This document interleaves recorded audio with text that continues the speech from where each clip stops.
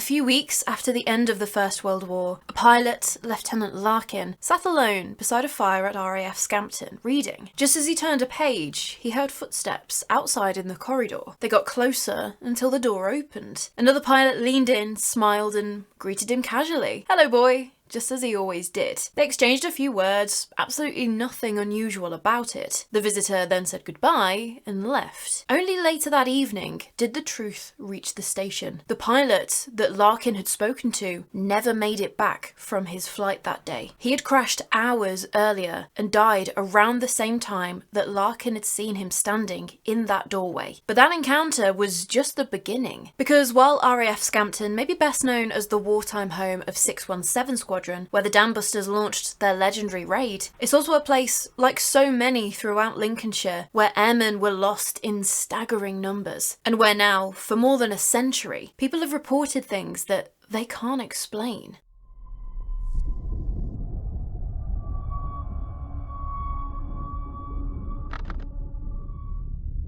But I can't talk about the hauntings of RAF Scampton without getting into the history, because some of these ghost stories are so layered into the different lives that this spot has had. So sitting just a few miles north of Lincoln, right next to the A15, RAF Scampton as it stands wasn't actually the first airfield to be built here. What we see now wasn't where Lieutenant Larkin had his ghostly encounter. Back in 1916, the Royal Flying Corps opened on this site as Air Station Brattleby Cliff, or Home Defence Flight Station Brattleby. Initially defending against German Zeppelin raids, but later becoming a training aerodrome. In 1917, the site was renamed to Scampton and continued training pilots as part of the newly formed Royal Air Force in 1918, until the end of the war. In April 1919, the station closed and literally everything was removed. Buildings taken down, the lot, and the land was returned to farmland. But in the 1930s, seeing what was going down in Europe and how tensions were rising, the RAF started expanding, and Scampton was selected to become home to an air station again. It officially opened on the 27th of August 1936, and by the time war was declared on Germany on the 3rd of September 1939, it was handed over to Bomber Command, and they were more than ready, itching to get over there and have a pop at Jerry. Within 6 hours of the declaration of war, 9 Handley Page Hamptons took off from RAF Scampton on their first operation. 3 from number 49 Squadron and 6 from number 83 Squadron, including none other than then flying officer Guy Gibson. And Guy Gibson, in case you don't know, will become incredibly important to Scampton's history later. But from then on, that was what it was like at RAF Scampton. Bomber Command was infamous for how dangerous its raids were. Serving in Bomber Command was statistically more fatal than being in the infantry on the Western Front during the First World War. Yeah, those men who were climbing out of their trenches into no man's land towards machine guns had a better chance of making it home than the airmen who flew in Bomber Command. Those were the kind of odds that they were dealing with every time they climbed into their aircraft, taking off night after night on extremely dangerous operations. But because they used the cover of darkness to carry out their raids, it meant that, yeah, the enemy might have a harder time spotting you, but also you're gonna have a harder time flying in the dark too. Not to mention the searchlights blinding you and the anti-aircraft guns, and the night fighters that could come out of nowhere while you're piloting something that handled more like a flying bus. It's kind of unbelievable thinking about what the flight crews of Bomber Command flew into, but also the fact that they were fully aware of those risks too. But there were some servicemen who went above and beyond even that, as it was at RAF Scampton where the first pilot of Bomber Command won a Victoria Cross medal. Flight Lieutenant Leroyd of 49 Squadron flew a low-level attack on the Dortmund-Ems Canal. They had watched the crews before them get heavily shot up, some knocked completely out of the sky. But Leroyd flew the Hampton right down at 150 feet, and the bomb aimer dropped his bombs right on target, and the operation was a success. Doesn't end there though. They'd been badly damaged through all of the enemy fire, and they still needed to get home to Scampton. Leroyd was able to nurse the Hampton home, but a problem with the hydraulic system meant that landing was going to be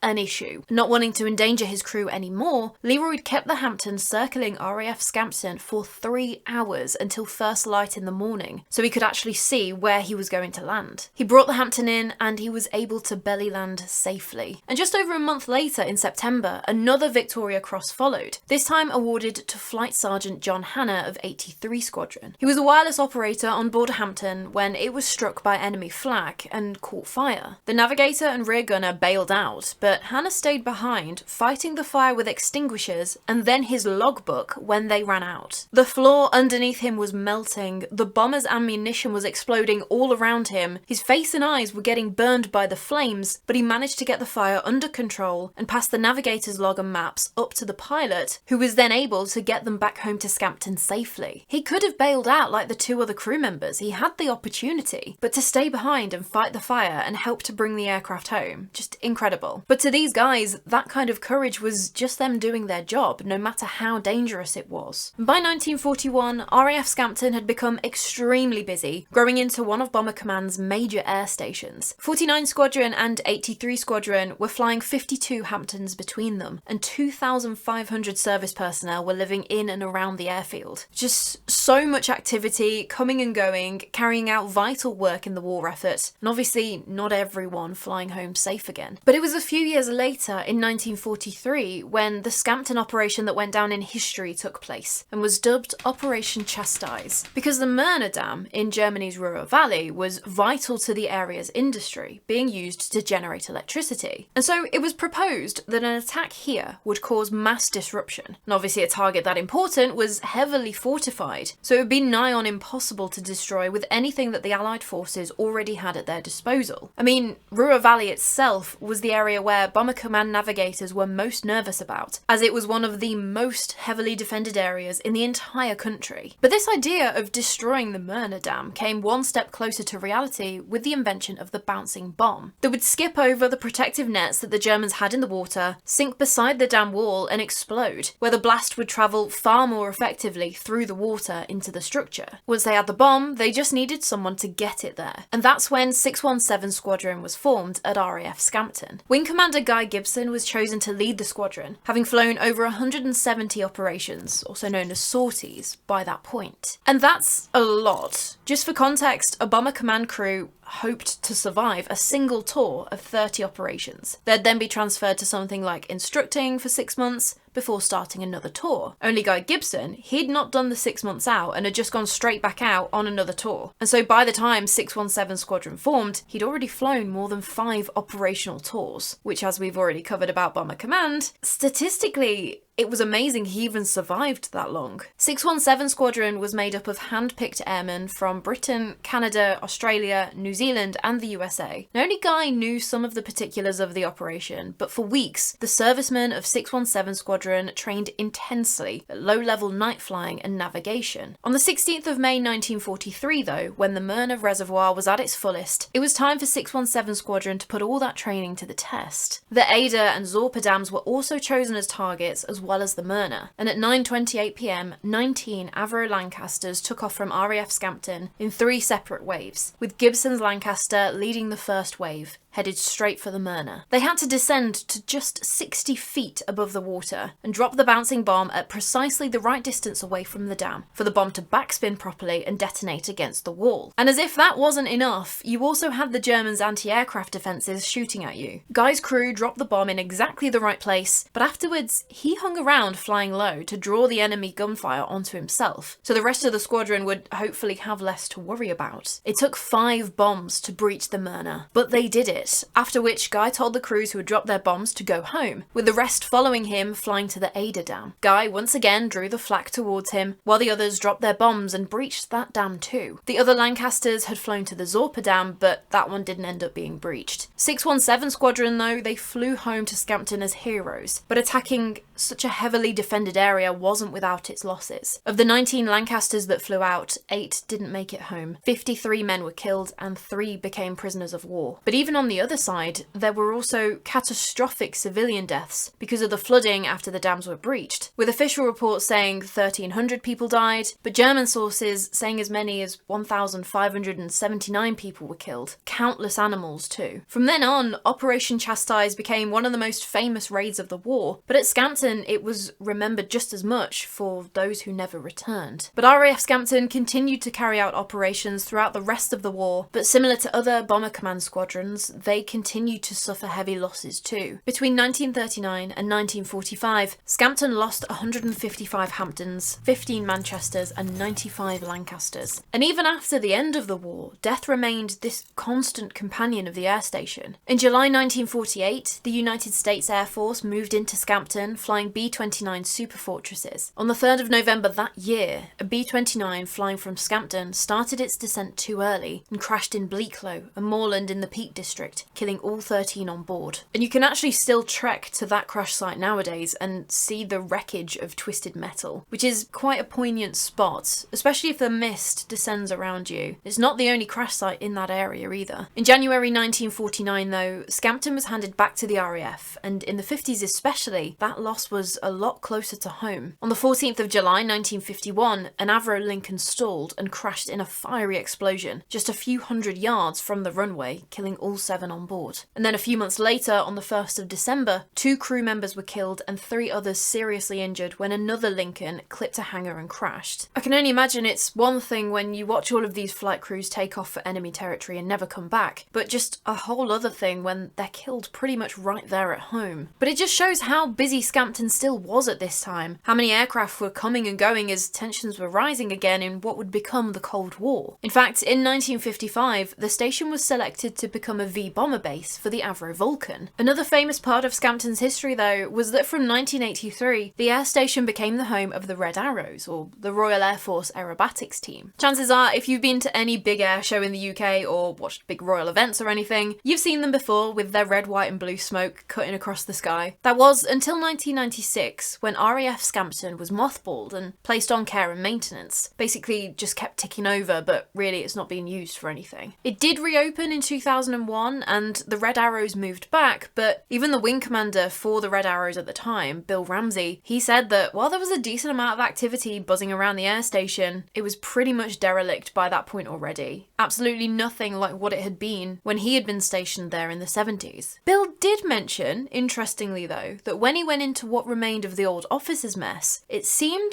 to have a vibe to it, almost as if you could feel the echoes of those long gone men. And it's funny he should say that, as the officers' mess gets a few mentions a bit later on. But even while it had reopened, the future of RAF Scampton was far from secure, and in 2018 it was announced that it would be closed. In October 2022, the Red Arrows left for their new home of RAF Waddington, and Scampton officially closed on the 31st of March 2023. And it was effectively abandoned. There were plans to use the old air station to house migrants for a time, but that got scrapped in 2024. As of February 2026, RAF Scampton is on the open market, and West Lindsey District Council is hoping to purchase it. And along with a development partner, they want to turn it into a heritage centre. I am all for that, yes. I think is the only fitting future for RAF Scampton. They had a small heritage centre there before, but this will be on another scale. And I'm really hoping that one young pilot in particular gets at least a mention on an information board somewhere, as he was effectively responsible for kicking off RAF Scampton's haunted reputation. His name was Lieutenant David E. McConnell, an 18-year-old pilot who had joined the Royal Naval Air Service in 1917, which the year after had become the Royal Air Force when it had merged with the Royal Flying Corps. And McConnell, he was an extremely talented flyer and had actually been nominated for a permanent position as an instructor before finishing his final tests and earning his wings, which was quite unusual. On the evening of the 6th of December 1918, McConnell and some of his mates had been out to a dance in Lincoln. He had got up rather late on the morning of the 7th, perhaps made a little too merry, I don't want to assume, but yeah. So he had actually missed parade and breakfast too, which, thinking about it, going to that dance probably wasn't the best of ideas, as his final tests to earn his wings were scheduled for the 7th of December. That very day. But McConnell had rallied in the morning and he'd got dressed, and something that he was known to do was that he would wear his naval uniform under his flying gear, as he was very proud of his background in the Royal Naval Air Service. That's an important detail later. As McConnell was about to head out to complete his tests, the officer commanding had stopped him and asked if he would fly one of Scampton's Sopwith Camels up to Tadcaster. He'd agreed, exchanging his naval cap for his flying helmet, and took off from Scampton, most likely rather tired and on an empty stomach. He was accompanied by another pilot flying an Avro 504, who was to fly him back home once he'd delivered the camel. As they reached Doncaster though, the relatively clear skies that they'd taken off in were replaced with dense fog. So they landed as McConnell just wanted to phone the higher-ups and find out what they wanted him to do. Should I carry on? Should I stay here? Tell me what to do. The flight commander told McConnell to use his own discretion. So at that point, probably anxious to get back to Scampton and finish off his tests, he decided to go for it and try flying through the fog. But between Doncaster and Tadcaster, the fog thickened to the point that the Avro pilot had to make a forced landing. McConnell carried on though, but with that thick fog, he had to fly at a height of about 150 foot, which as we've already seen in this episode, is not very high at all. But what made things worse was that the camel was a notoriously difficult beast to control, and even in good conditions, at the right altitude for well-rested, well-fed pilots, it put a ridiculous amount of strain on their arms. As McConnell approached Tadcaster Aerodrome, witnesses on the ground saw the camel behaving erratically before nosediving and crashing into the ground. McConnell died on impact, with the force of the crash stopping his watch at 3:25 p.m. When McConnell's mother went to view him a couple of days later, the grief-stricken mum did mention his swollen forearms, just showing how under strain he had been to control the aircraft. And so some think that in his condition, he may have fainted, as that wasn't uncommon for pilots flying camels for prolonged periods of time. On the day of McConnell's crash though, another pilot at Scampton reported something so strange that even he himself admitted that he wouldn't have believed it if someone had told him the story. That pilot was Lieutenant Larkin, McConnell's roommate, and he'd been hanging out in their room all day, writing letters, reading, smoking, that sort of thing. At 11:30 that morning, McConnell had entered the room saying, "Oh, I'm off to Tadcaster to go deliver this camel. She'll be home in time for tea, cheerio." And that was that. Later that afternoon though, as Larkin was sat by the fire, he heard someone approaching his room, before McConnell himself burst in, wearing his signature naval cap. "Hello boy," was what McConnell exclaimed as he opened the door. He was smiling, happy, just as everybody knew him. Larkin just responded back saying, "Oh, hello boy, back so soon?" To which McConnell said words to the effect of, "Yep, had a good trip." And with that, McConnell said, "Cheerio," closed the door, and Larkin heard his footsteps fade further away. To Larkin, the whole interaction was so normal. There was absolutely nothing unusual about it, save for perhaps how quickly McConnell had made it back from Tadcaster, that he didn't really give it any more thought. It wasn't until that evening that word came through. McConnell had died on the way to Tadcaster. At first, Larkin assumed, well, absolutely not, can't have been, because I saw him. I spoke to him. I know without a shadow of a doubt that it was him because he was wearing his naval cap. Something that only 2 other men in Scampton did who looked in no way similar to him. All Larkin could think was, maybe he was sent back there again afterwards? But no, it was confirmed. Lieutenant David McConnell had crashed the camel in thick fog near to Tadcaster, and he had gone down at the exact time that Larkin had spoken to him, almost 80 miles away in Scampton. Larkin was known as a level-headed, dependable type. People who knew his character vouched for him that he wouldn't make something like that up, which made it even stranger, and the whole encounter was published in the Journal for the Society of Psychical Research in July 1919. And I can't get my head around the fact that Lieutenant McConnell appeared back at Scampton wearing his usual naval uniform, which he would wear when he wasn't flying, but he died wearing his flying gear. It's almost as if he didn't really know he was dead and just carried on his way back to Scampton, got changed, and went to tell his mate that he'd made it back home after a quote-unquote good trip. The whole thing just blows my mind. The apparition of Lieutenant McConnell was, as far as we know, only seen that one time, around the time of his death. But since then, multiple other entities have been reported around the RAF air station, and even on the roads surrounding it too. There were stories of a man wearing an RAF uniform seen, only as drivers watch him cross the road, he'll disappear before he makes it to the other side. And I don't know which particular road he's said to appear on, but thinking back to how fatal crashes did happen around the immediate vicinity, it does leave you wondering whether he could be another one of those lost airmen, unaware that he died and was just making his way on foot to report back to the control tower. Because saying that, the control tower itself, what would have been the beating heart of the station back in the day, that is said to be haunted by a pilot wearing a World War II life jacket. Voices have also been heard inside the building, even the sounds of indistinct chattering, like there's a group of men having a conversation, but the building is totally empty. But the hangars at Scampton are said to be where people feel the most unsettled. So much so that back when the Heritage Centre was open, some staff members refused to walk through them alone, especially after dark. And also, there was a user who posted on Reddit Reddit about their experience when they were based at Scampton, who said that when they were on night guard duty, they received a call at about 2 in the morning saying that there were noises coming from one of the hangars. When they went to investigate, sure enough, they could also hear voices, but also the sounds of machinery operating and tools clanging on metal, even a flickering light coming from inside. There was clearly, obviously, someone in there who shouldn't be. So they called in the RAF police dog, but instead of being raring to go to attack the intruders, the dog lay down whimpering and refused. Okay, so left with no option, they went in themselves, along with another guard and the RAF policeman, and the atmosphere in there was just off. They described it like being surrounded by a cold fog that you couldn't see, but the energy was dreadful, really somber and unhappy. It affected them so much that they kind of looked around, very quickly confirmed, yeah, there's no security risk in here, it's secure, and they left as soon as they could. They said it was such a horrible feeling that they'd never want to experience anything like that again. But this encounter took another turn when, a year or so later, a group of Bomber Command veterans visited the air station and told them that that exact hangar was used to repair damaged aircraft during the war, and that included planes where crew members had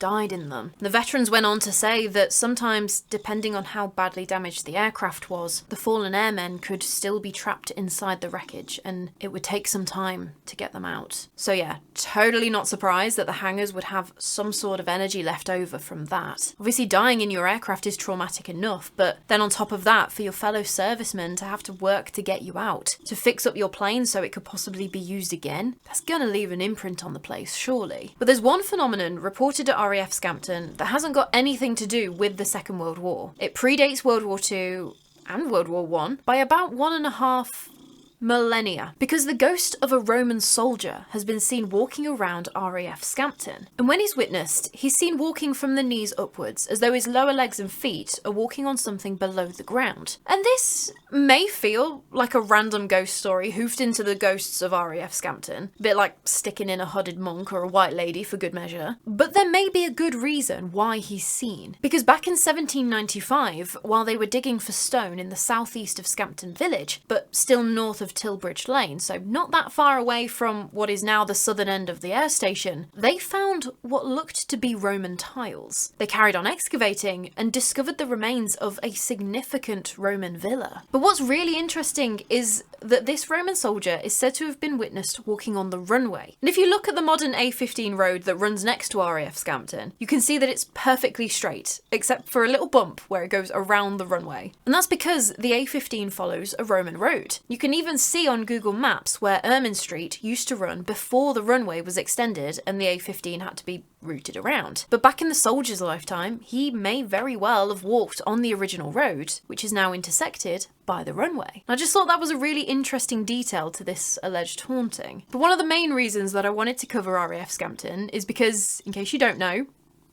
I am an animal person, and if you haven't seen any of the real ghost story episodes I've been doing and the absolute crowd of cats and dogs I have around me on the sofa, you'll probably have already figured that out by now. But whenever there's talk of a ghost animal, I want to know everything I can. And RAF Scampton is said to be haunted by the goodest boy, a black Labrador owned by Wing Commander Guy Gibson. In life, Gibson and his dog were inseparable. He'd often go on training flights with Guy, and they'd go on long walks around the airfield, and he even got treated to a beer at parties. But tragically, mere hours before 617 Squadron were due to fly out, the pup was hit by a car and killed just outside the entrance to the air station. When Gibson was informed, he asked that the news be kept under wraps in case it upset morale or was seen as a bad omen or anything. And he also asked that his dog was buried later that night, just outside his office. I would be absolutely inconsolable, and yet Guy's over here got a job to do. Apparently he did take himself off for a second to his office, but I don't even think I could do that, as there were scratch marks on the door where the dog would ask to be let out, and just seeing those would set me off. But it was because the dog had the run of the place, everyone knew him, and Gibson was more than a little bit busy preparing for this raid. When I was actually watching the 1955 Dambusters film as part of the research, I hadn't put 2 and 2 together about how they were showing this happy little Labrador doing his little wiggly bum walk, and he kept on getting turned away from each building. I was like, oh, what a cutie, he's just looking for his boss. And then it dawned on me where they were going with that, and I thought, oh no. But Gibson's instructions were followed, and his dog was buried near to his office at about midnight. And to this day, his grave is still there at RAF Scampton. It seems like the dog is still hanging around to this day too, perhaps waiting patiently for another beer to be thrown his way. Dogs that have been brought onto the airfield have been known to react completely out of character whenever they're near Gibson's dog's grave. They can be calm as anything one minute, but the next, as soon as they're near the memorial, they'll be throwing themselves around trying to get away. But the first sighting of what people believe to be the famous pup himself was in February 1952, when a leading aircraftman called Yeomans, who was working in the mess, reported seeing a phantom black dog. He said that the dog was just sitting next to a heap of coal, completely motionless, looking up towards the upper windows above the officers' mess. Yeomans watched the dog for a good few minutes, more curious than anything as to why this dog was sat completely still, staring up. He eventually went out to go and see if the dog was okay, leaving the mess and going down a corridor towards the outer door. That would have taken him 15 seconds or less to walk. Only when he reached the area where the dog was sitting, there was not a soul about. Yeomans searched high and low, but there was no dog anywhere. He put the whole thing out of his mind until a couple of days later when he clocked in for his shift, and there was the dog, sitting now right in front of him in the corridor. Yeomans immediately went after him, chasing the dog up the stairs to a dead end. But similarly to before, it was almost as if the dog had just dematerialised. And sightings of a black Labrador were also reported on the 12th of August 1988. Very interestingly, the day when Wing Commander Guy Gibson would have turned 70. But others have described the feeling like they're being followed by a dog. I'm not sure how they know it's a dog following them, but I volunteer as tribute to find out. Sign me up for the ghost dog. One witness claimed to feel his coat being pulled at, like a dog was playing tug with him, which I'm sure in the moment was super creepy, feeling that while you can't see anything, but it sounds absolutely adorable as I sit here in the safety of my spare bedroom during the day. The sounds of barking and growling have also been heard coming from Guy Gibson's former office, but I think it's more like a low grumbling that a dog does when they're chilled out, like Ernie does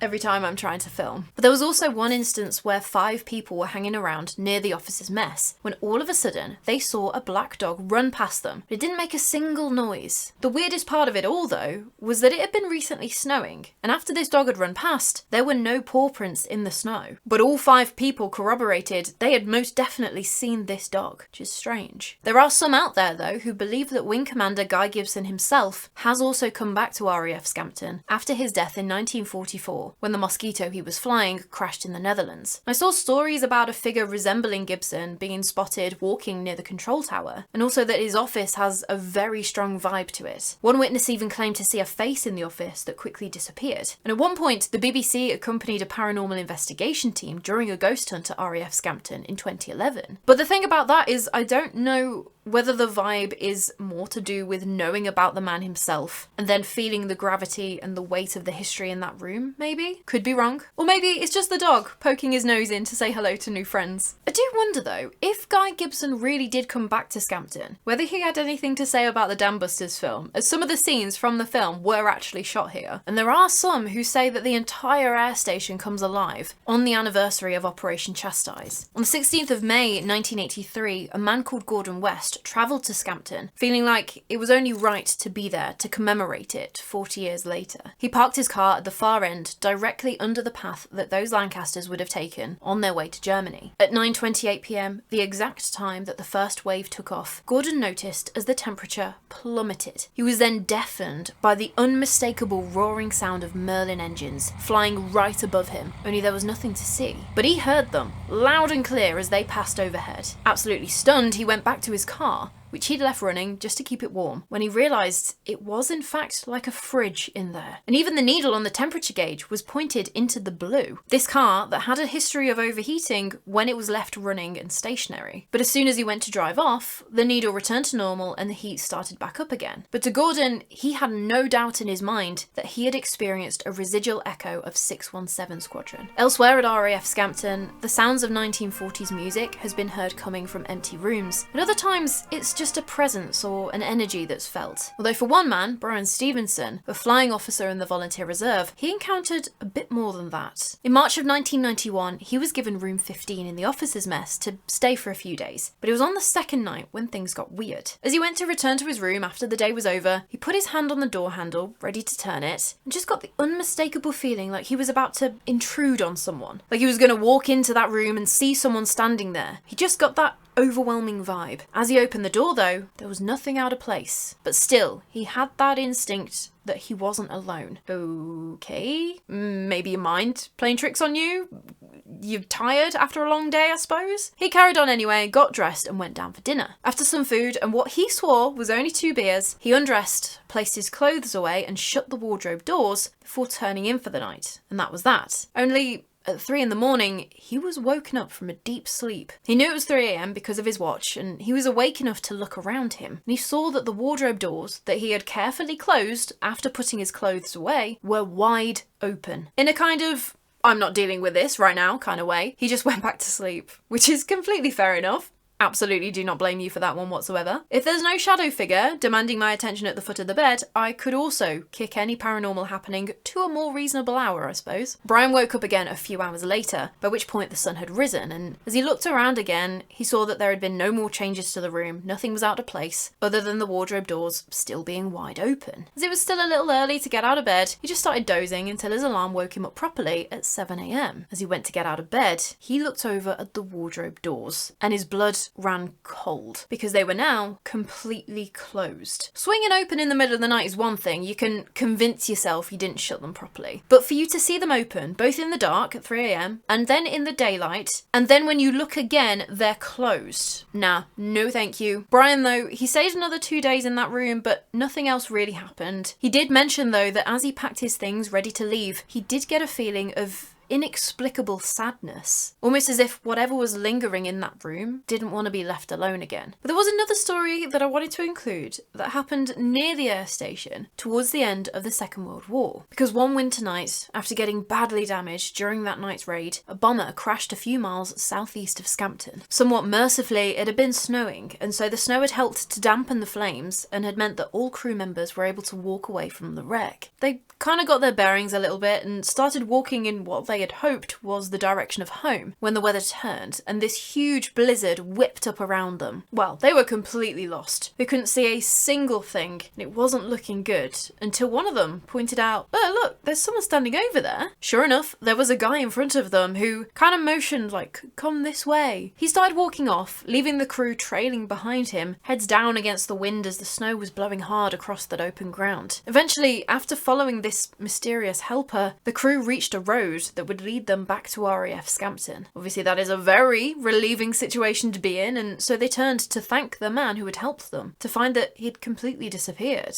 No one had seen him walk away, and now they were thinking about it, while they were struggling through snowdrifts that came up to their waists, he was just marching on through as if they weren't even there. And so the crew thought that possibly it was a ghost who had saved them. I first read that story in one of the books I used, and so I tracked down the magazine that it came from to see if I could find out any more detail, but unfortunately I wasn't able to find anything more concrete that would lead me to find out who this crew was. Oh well, at least I can read on about how not to be a harassed hostess at my next buffet party. Even so, it's not hard to imagine that, especially in the area surrounding RAF Scampton, yeah, it could well have been the ghost of a fallen airman, helping possibly fellow squadron mates. Who knows? And that seems to be the way with RAF Scampton. Lieutenant Larkin thought he'd shared a brief, ordinary moment with a roommate returning from a flight. Instead, he may have witnessed the first of many unexplained encounters tied to RAF Scampton. Long before the Dambusters and the legends that would define this place, it was already collecting stories of those who never made it back. And even now, with the station closed and the skies above quiet, some believe that RAF Scampton is still waiting for its crews to come home. But I want to know your thoughts on Scampton. Do you believe that it's haunted?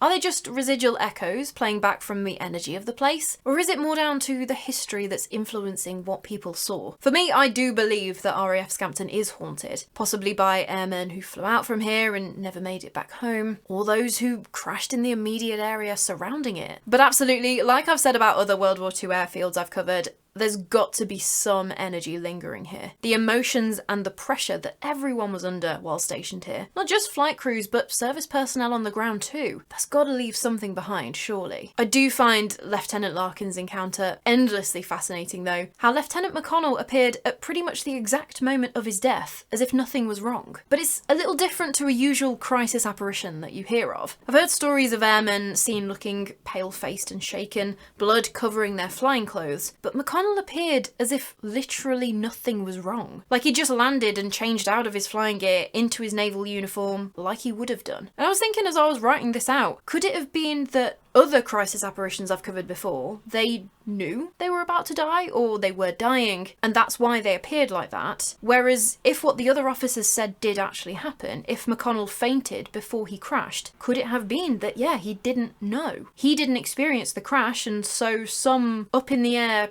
existential thing happened where he came right back to RAF Scampton as expected. That one really made me think. But tell me your thoughts, your theories, or even if you've had your own experience at Scampton, I want to know about it. And I know some of you out there are going to be gearing up, ready to comment, asking me about Guy Gibson's dog's name. And so let me just save you the trouble by saying that the dog's name is what is now known as an extremely offensive racial slur. That, yeah, was a common pet name back then, but it is not acceptable to say in this day and age. Even the RAF themselves removed the name from the dog's gravestone, and I will not be saying it on this channel. But just on Guy Gibson, before I let you go, going off on another tangent, what do you think caused his crash? If you don't know, there's a whole lot of mystery surrounding why his Mosquito went down. Everything from his inexperience with the aircraft to an unfortunate case of friendly fire. There are a bunch of theories that have been put forward. And I know I've gone off on enough tangents this episode, but my final one is my hope that the sale of RAF Scampton goes through as planned in 2026 and a new heritage centre is built here, commemorating its history, paying respect to all of the servicemen and women who lived, worked and died here. For that reason most of all, but also the little weirdo in me wonders whether that might stir up